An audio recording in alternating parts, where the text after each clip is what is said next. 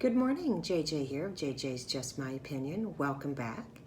I am going to share a thought or an idea with you today with regards to spirituality or religion, beliefs, that type of thing.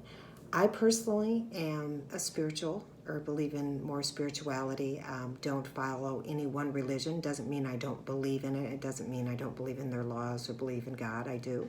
I believe in a higher power. I also believe that there are angels and saints, spirits and guides that are all around us.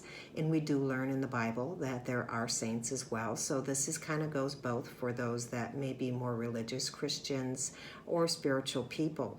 I guess my question for everyone today would be is, do you believe in angels? Right? I mentioned just a minute ago that I do. And let me tell you why I say this. I believe guardian angels are with me all the time, and they've been watching out for me. They give us guidance, give us nudges. We may just think that, oh, I just had that thought, and so, I had done it, right? Just out of the blue. And what I mean by that, for example, is I had a strong sense to contact a friend of mine that I haven't talked to or seen in a couple of years. And for whatever reason, he had been on my mind for a couple of days, so I finally just reached out and said, hey, thinking of you. Well, as it turns out, he recently, suffered a loss. A longtime companion had passed away, so the timing was perfect. And I believe it was my angels or my guides giving me that sense to reach out and let him know that he's not alone and that someone that knew his companion was there for him as well. Another example, you may just call it a coincidence, right? I was delayed leaving the office, and I really wasn't in that big of a hurry. It just, I'd gotten out about 5 minutes later than I normally had. And of course, I got behind that person that was doing 20 miles under the speed limit, right? And I'm going, but you know what? It's not that serious. I wasn't in that big of a hurry, and there was a reason, and I actually had said to myself, okay, I understand there's a reason you're delaying me.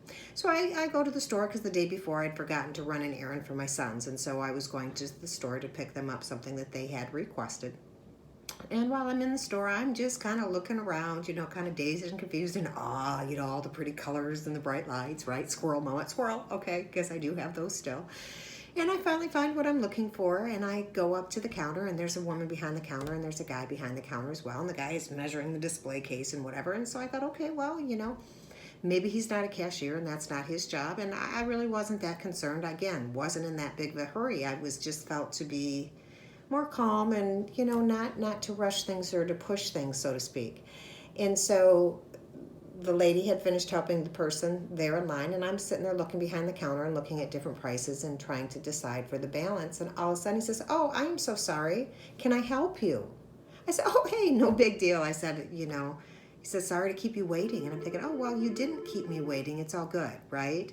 It was something that I needed to go ahead and do.